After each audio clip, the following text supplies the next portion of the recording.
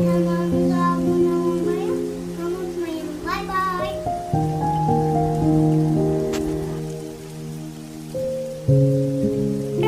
Merhaba arkadaşlar. Sütü dokuyayım. Şimdi bunu döküyorum.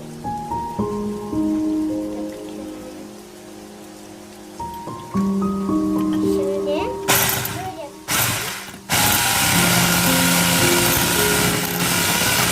tamam.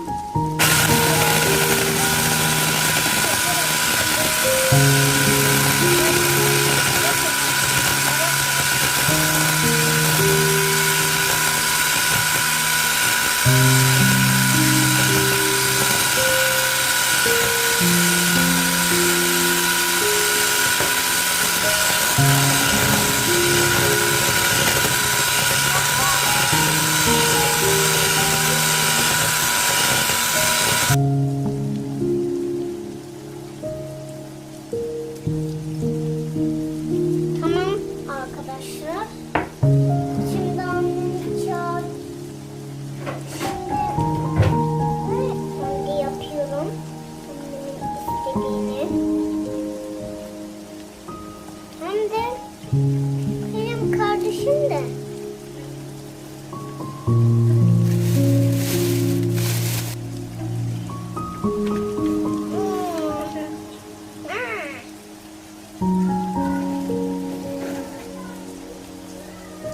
Tamam.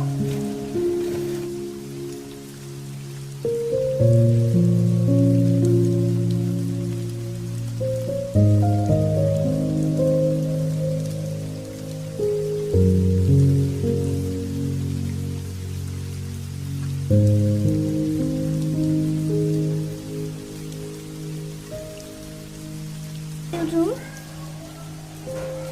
Çünkü annem bana yardım etmiyor. Çünkü kardeşim arıyor. O yüzden ben yemek tarifleri kendi kendime. Arkadaşlar ama böyle yapmak gerekiyor. Babam da bu arada şimdi geldi.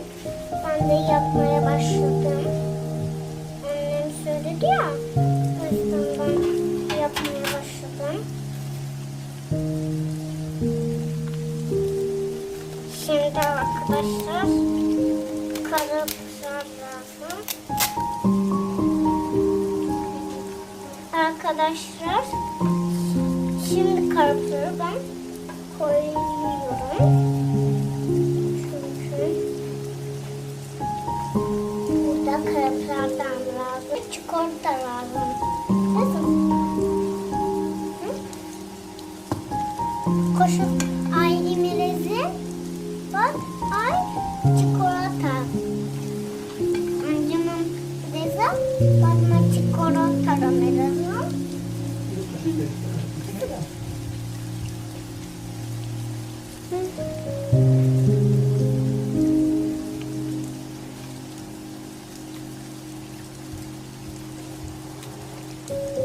Tamam yok kaptım. Kaptım al.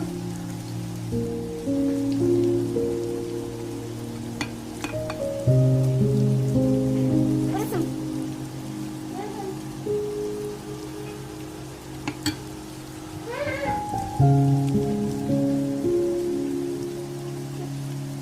Bu son arkadaşlar.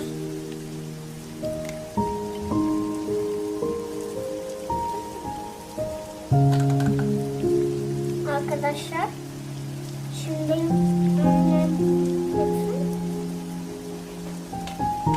ben de koyacağım. Şimdi yapıyorum. Koyuyorum. Yeter. Bitirdim.